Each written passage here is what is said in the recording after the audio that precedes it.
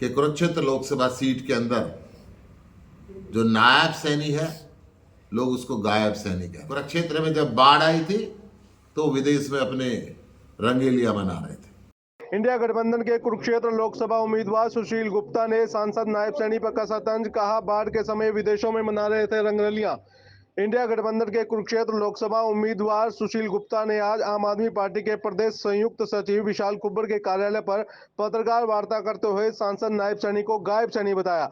जब कुरुक्षेत्र लोकसभा क्षेत्र में बाढ़ आई थी तब नायब सैनी विदेश में रंगरलियां मना रहे थे। कुरुक्षेत्र में नायब सैनी का नाम अब गायब सैनी के नाम से प्रसिद्ध हो रहा है। सुशील गुप्ता ने कहा कि मौजूदा भाजपा सरकार किसानों पर अत्याचार कर रही है और किसानों के साथ वादा खिलाफी कर रही है। उन्होंने कहा कि भाजपा सरकार ने किसानों से एमएसपी कानून गारंटी का वादा किया था, लेकिन केंद्र सरकार ने किसानों की मांग नहीं मानी और उनके साथ वादा खिलाफी की और अब किसानों पर अत्याचार कर रही है। गुप्ता ने कहा कि वह पूरे लोकसभा क्षेत्र में डोर टू डोर कर रहे हैं और लोग उन्हें अपना समर्थन भी दे रहे हैं। क्षेत्र लोकसभा के अंदर धर्म युद्ध शुरू हो चुका है। 2024 का जो युद्ध है, युग परिवर्तन की शुरुआत यहाँ से होगी। भारतीय जनता पार्टी का युग परिवर्तन होगा। हरियाणा प्रदेश किसान बहुल प्रदेश है और जिस प्रकार से किसानों के ऊपर तानाशाही रवैया, गोली डंडा लाठी आंसू गैस की भाषा भारतीय जनता पार्टी बोल रही है। किसान परेशान है। प्रधानमंत्री जी को अपना वायदा याद कराना चाहता है। किसान प्रधानमंत्री जी से मिलने के लिए दिल्ली जाना चाहता है, परंतु मनोहर लाल खट्टर जी ने हिंदुस्तान और पाकिस्तान के बॉर्डर से भी ज़्यादा टाइट ये बॉर्डर कर रखे हैं। धारा अलग अलग धाराएं लगा रखी है, इंटरनेट बंद कर रखा है, किसानों के ऊपर रबड़ पैलेट गोलियां चलाई जा रही हैं, आंसू गैस के गोले छोड़े जा रहे हैं, लाठी चार्ज किया जा रहा है, वाटर कैनन का इस्तेमाल किया जा रहा है और धारा 307 के तहत मुकदमे दर्ज किए जा रहे हैं। धारा 307 का मतलब सीधा सीधा अटेम्प्ट टू मर्डर के मुकाबले की धारा है। क्या ये किसान इस देश के दुश्मन है?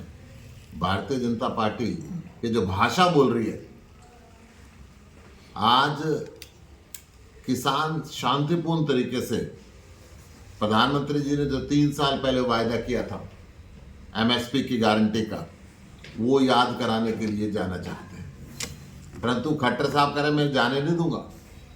पहले भी खट्टर साहब ने इनकी जड़ें चीन में और पाकिस्तान में बताई थी। पहले भी इनको खालिस्तानी कहा था, आतंकवादी कहा था और आज भी खट्टर साहब वही व्यवहार कर रहे हैं। भारतीय जनता पार्टी, नरेंद्र मोदी जी की सरकार पूंजीपतियों के हाथ में बिक चुकी है। 750 किसानों की उन्होंने शहादत पहले ली थी और अब भी 7 से ऊपर किसान शहादत हो चुके हैं। एक नौजवान 21 वर्षीय शुभकरण की गोली मार के हत्या कर दी गई। एक तरफ ये सरकार है और एक तरफ पंजाब में आम आदमी पार्टी की सरकार है जो किसानों को हर संभव सहायता दे रही है, हर मेडिकल असिस्टेंट दे रही है। शुभकरण की हत्या की गई तो उनकी शहादत को नमन किया, 1 करोड़ रुपए का सम्मान राशि दी, शहीद का दर्जा दिया, उसकी बहन को सरकारी नौकरी दी। मैं एक सिर्फ ये कहना चाहता हूँ कि आज क्या इस प्रदेश के किसानों से भारतीय जनता पार्टी को प्यार नहीं है? ये जो दोगला चेहरा है, ये दोगला चेहरा सबके सामने आ चुका है। मनोहर लाल खट्टर जी का एक तरफ तो अपने आप को किसान के बेटा कहते हैं और दूसरी तरफ से किसानों पे गोलियां चलवाते हैं। आम आदमी पार्टी इनकी इस कार्रवाई की निंदा करती है, किसानों के साथ है। किसानों को तुरंत रास्ता दे खट्टर सरकार, ये रास्ते खोले। हरियाणा के किसान और व्यापारियों को बेवजह परेशान ना करे। भारतीय जनता पार्टी ने पहले भी ये 3 काले कानून बना के हरियाणा की सारी मंडियां बंद करने की कोशिश की थी। ये तो भला हो किसानों का कि व्यापारियों को उन्होंने बचाया और मंडी कायम है। और आज फिर आप बॉर्डर बंद करके, इंटरनेट बंद करके सारे व्यापारियों के व्यापार को भी तबाह करने के अंदर लगे हुए। एक तरफ किसानों के ऊपर आप जुल्म कर रहे हैं, दूसरी तरफ व्यापार तबाह कर रहे हैं, तीसरी तरफ आप एम्बुलेंस को भी रास्ता नहीं दे रहे। अगर कोई मरीज उसके अंदर जा रहा है तो इस देश के संवैधानिक अधिकारों का खुल्लम खुल्ला उल्लंघन अगर कोई कर रहा है तो भारतीय जनता पार्टी कर रही है।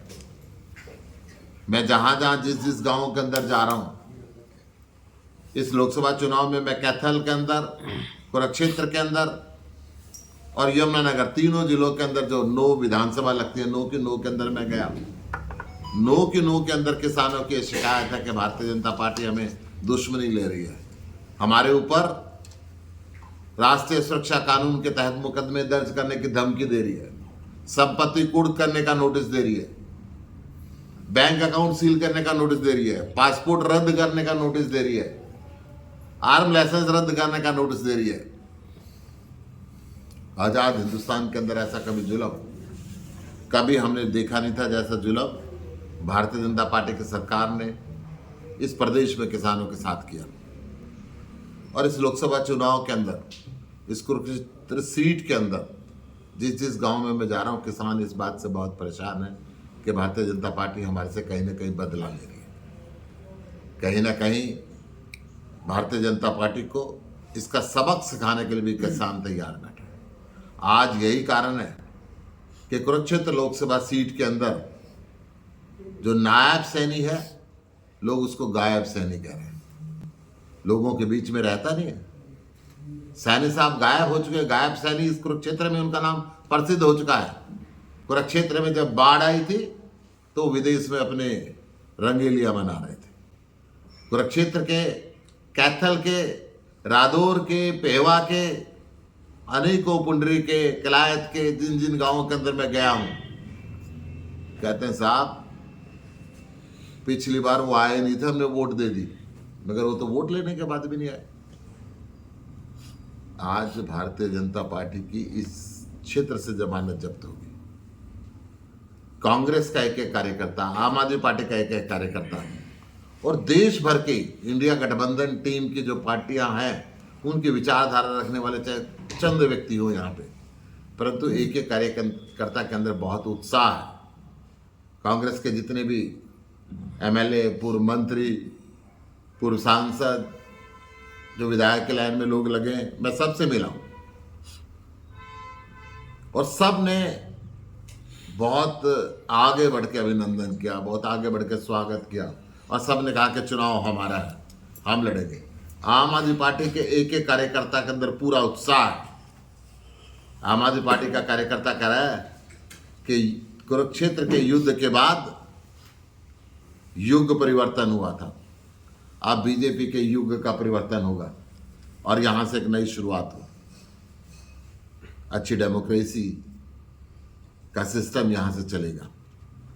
मैं आज सीवन के अंदर जा रहा हूं, कैथल के अंदर जा रहा हूं, अभी कुरुक्षेत्र के अंदर आया हुआ मिला हूं, अपने कुछ पूर्व मंत्री से मिला हूं, लाडवा में सुबह होके आया हूं। तो पूरे दिन के जो व्यस्तम कार्यक्रम रहते हैं, उस व्यस्तम कार्यक्रम के अंदर बहुत आनंद भी आया।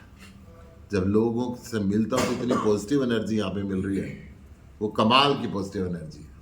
मैंने आज तक कई चुनाव लड़े और लड़वाए, परंतु इतनी जो पॉजिटिव एनर्जी है वो मैं पहली बार देख रहा हूँ कि आज जो अंडर करंट है, सारे रिकॉर्ड आज तक के कुरुक्षेत्र के ब्रेक करेगा और एक तरफा टीम इंडिया को जिताएगा और भारतीय जनता पार्टी की जमानत जब्त करेगा। आंगनबाड़ी जो आशा वर्कर है, आंगनबाड़ी वो सड़कों पर उतर आई है, आज उनका प्रदर्शन है कुरुक्षेत्र में। आशा वर्कर, आंगनवाड़ी के वर्कर पिछले काफ़ी लंबे समय से संघर्ष पे हैं। भारतीय जनता पार्टी समय समय पे उनको आश्वासन तो देती है, आश्वासन देके कहीं ना कहीं उनकी हड़तालों को बंद कराती है, परंतु वायदे पूरे नहीं करते। यही बात इन्होंने क्लर्कों के साथ करी, यही बात वन पेंशन वन रैंक वालों के साथ करी, यही बात जितने भी मेडिकल के ऑफिसर्स थे, अधिकारी थे, कर्मचारी थे जो हड़ताल पे गए, उनके साथ करी। ये झूठी पार्टी है, अपने वायदे कभी पूरे नहीं करती। आंगनवाड़ी के वर्करों के साथ आम आदमी पार्टी पूरी तरीके से खड़ी है। आम आदमी पार्टी ने सुशील गुप्ता को यहाँ का कैंडिडेट उतार कर दूसरे जो पार्टियां सभी के समीकरण बिगाड़ दिए हैं, क्या कहें? सुशील गुप्ता तो एक साधारण कार्यकर्ता है, एक सामाजिक कार्यकर्ता है। जो अच्छे हॉस्पिटल बनाने का काम करता है, अच्छे स्कूल बनाने का काम करता है, अच्छे कॉलेज बनाने का काम करता है, समाज से झोली पसार के समाज के लिए संस्थाएं बनाता है। मैं विश्वास दिलाता हूं कि कुरुक्षेत्र के अंदर भी हमारे ट्रस्ट ने 2 एकड़ हॉस्पिटल के लिए ज़मीन ले रखी है। बहुत जल्द हम उसका एक धार्मिक चैरिटेबल हॉस्पिटल यहाँ बनाएंगे। कैथल के अंदर भी एक बड़े हॉस्पिटल की ज़रूरत है। सरकार के तो बनवाएंगे जब हम सत्ता के अंदर आएंगे। इसके अलावा समाज के भी बनवाएंगे। गुप्ता जी, सारी दुनिया के लोगों के सामने झोली गुप्ता जी, पसारेंगे। कुरुक्षेत्र लोकसभा संसदीय क्षेत्र के बड़ी आबादी के ग्रामीण क्षेत्रों का आप दौरा कर रहे हैं, सबसे और पहले किन तो मुद्दों के साथ लड़ रहे हैं आप? कुरुक्षेत्र का किसान परेशान है। जब बाढ़ आई, फसल खराब हो गई। ये पोर्टल का खेल खेलते रहे। जब बाढ़ आई तो मकानों में 5-5 फुट पानी भर गया। इन्होंने कोई मुआवजा नहीं दिया, कोई राहत नहीं दी। कुरुक्षेत्र के हर घर के अंदर बेरोजगार नौजवान बैठा हुआ है। बेरोजगारी की वजह से वो अपराध की दुनिया में चल पड़ा, नशे की दुनिया में चल पड़ा। बूढ़े माँ बाप परेशान हैं। जमीन बेच के 1 किला 2 किला पैसे दे रहे हैं कि डंग की रास्ते से कहीं ना कहीं वो विदेश में जाने की ट्राई कर रहा है। बॉर्डर पे गोली खानी पड़ जाती है। कुरुक्षेत्र जिले के हर घर के अंदर, गांव में विशेषकर नशा पसर चुका है। नशे के पैर तेजी से घुसते जा रहे हैं। एकांत में जाते हैं तो सिरिंज पड़ी हुई मिलती है, किसी स्कूल के कॉर्नर पे, किसी धर्मशाला के कॉर्नर पे। गांव में जो भी एकांत जगह है, नशे के आदि युवक जो बेरोजगारी से परेशान होकर नशे में कहीं अपनी ज़िंदगी ढूंढ रहे हैं, वो सिरिंज के साथ नशा करते हैं और सिरिंज गांव के कोने कोने पे पड़ी है। गुप्ता जी, क्या कहेंगे? आपने नायब सैनी को गायब सैनी बताया है, तो क्या लगता है उम्मीदवार से भी गायब हो सकते हैं लोकसभा से? भारतीय जनता पार्टी तो अब ये सोच रही होगी कि गायब सैनी का क्या किया जाए। ये तो उनकी पार्टी का अपना निर्णय, परंतु सैनी गायब है। सर, जिस प्रकार से आम आदमी पार्टी ने दिल्ली और पंजाब में फ्री शिक्षा और चिकित्सा का वायदा किया था, उसे पूरा भी किया। हरियाणा में बतौर भावी सांसद के तौर पर आपकी क्या ऐसी योजनाएं हैं जिससे जनता? आम आदमी पार्टी बाबा साहब के सिद्धांतों पे चलती है। आम आदमी पार्टी ने जनरल सीट पे भी रिजर्व कैंडिडेट को लड़वाती है। आम आदमी पार्टी को दिल्ली के अंदर गठबंधन में 4 सीट मिली। ओपन सीट पे भी हमने अपने स्टूल कास्ट भाई को टिकट दी। ये आम आदमी पार्टी एक जमीन से उठा के कार्यकर्ता को टिकट देती है। जिनको हमने सांसद की टिकट दी वो विधायक बेशक हैं, परंतु उनके पिताजी आज भी दिल्ली नगर निगम के अंदर सफाई कर्मचारी हैं। हर रोज झाड़ू लगाते हैं, गली की सफाई करते हैं। ऐसे ही हमने पंजाब के अंदर भी एक मोबाइल मैकेनिक को मुख्यमंत्री से लड़वाया और जितवाया। तो आम आदमी पार्टी आम लोगों के साथ है, बाबा साहब के सिद्धांत पर चली है। बाबा साहब ने कहा था कि गरीब, दलित, पिछड़ा उसको गले लगाओ और उसको बराबरी के दर्जे पे लेकर आओ। आम आदमी पार्टी वो करती है। बाबा साहब ने कहा था किताब हाथ में लो, कलम हाथ में लो, सबसे बड़ा हथियार है। आम आदमी पार्टी पूरे देश के अंदर इकलौती ऐसी पार्टी है जो शिक्षा के अंदर अपनी जीडीपी का 28% खर्च करती है। शिक्षा और स्वास्थ्य में मिला के 40% खर्च करती है। और यही नीति हमारी हरियाणा के अंदर भी है। सतलुज ना तो पंजाब को पानी बांटने का हक, ना दिल्ली को पानी बांटने का हक। पानी बांटने का हक देश के प्रधानमंत्री का है। जो नेचुरल रिसोर्सेज हैं वो केंद्र सरकार के अधीन होते हैं। ये तमाशा खेल रहे हैं लड़वाने का। प्रधानमंत्री फैसला क्यों नहीं करता? सुप्रीम कोर्ट ने भी कह दिया तो फैसला प्रधानमंत्री तमाशा बैठ के नहीं दे सकता। 2014 के अंदर नरेंद्र मोदी जी रेवाड़ी के अंदर आए थे और उन्होंने वायदा किया था कि हिंदुस्तान का 60% पानी बह के पाकिस्तान में जा रहा है, मैं उस पानी को रोकूंगा। उस पानी के ऊपर हक है हरियाणा का, राजस्थान का, पंजाब का। मैं इस धरती की प्यास बुझाऊंगा। आज तक एक बूंद पानी नहीं लाए, 10 साल इनके खत्म हो गए। अब भाखड़ा नंगल डैम से पानी बटना है। प्रधानमंत्री आए, बैठे और पानी का हल करें। सर, कांग्रेस के सारे सामने है जी। कांग्रेस के हर बड़े नेता का आशीर्वाद है। कांग्रेस के राहुल गांधी जी और आम आदमी पार्टी के अरविंद केजरीवाल जी साझा रैली बनाएंगे, उसका निर्णय करेंगे। अभी प्रोग्राम बन रहे हैं, कौन कौन से नेता ने मंच शेयर करना है, कौन कौन से नेता ने क्या शेयर करना है, रैली शेयर करनी है, ये सारे जल्द ही आपके सामने आएंगे। Thank you sir, thank you.